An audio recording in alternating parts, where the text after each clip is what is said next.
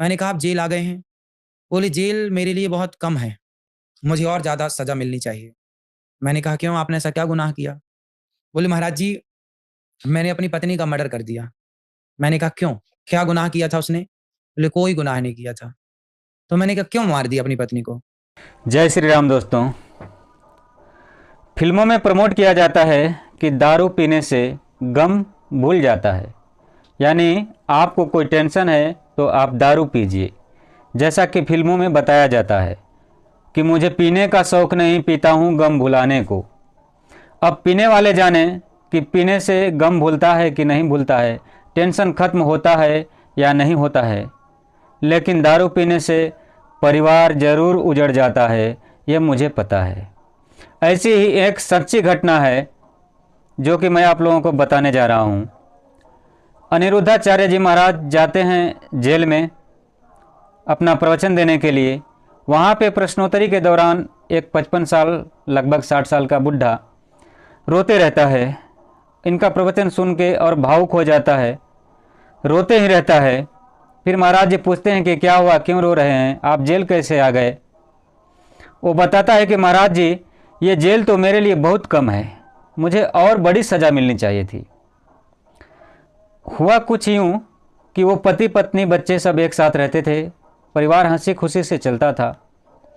लेकिन एक दिन पति जो है दारू पी के आता है, वो सो के रहता है और उसी दिन पत्नी का कुछ रिजल्ट आता है और पत्नी जो है बहुत ही खुशी थी। वो उनको जगा रही थी, अपने पतिदेव जी को, कि जागिए, मेरा रिजल्ट जो है लैपटॉप में चेक कर दीजिए। एक बार चादर खींचने के बाद वो व्यक्ति मना करता है, अपनी पत्नी को बोलता है कि देखो, एक बार दो बार जगा दी, अब मेरे को जगाना नहीं, नहीं तो मैं तुझे मार दूंगा और जान से मार दूंगा। पत्नी उसके बातों को जो है हल्के में ले ली और फिर से उसका चादर खींचा और वो व्यक्ति अपने पत्नी को मार देता है। इतना ज़ोर से गला दबा देता है नशे की हालत में कि उसकी पत्नी की मौत हो जाती है और उसको पता भी नहीं चलता है। दोनों एक ही बिस्तर पर रहते हैं रात भर। सुबह जब उठता है, देखता है कि मेरी पत्नी इस हालत में पड़ी है, तो उसको लेकर हॉस्पिटल जाता है, जहाँ पे डॉक्टर उसको मृत बता देते हैं।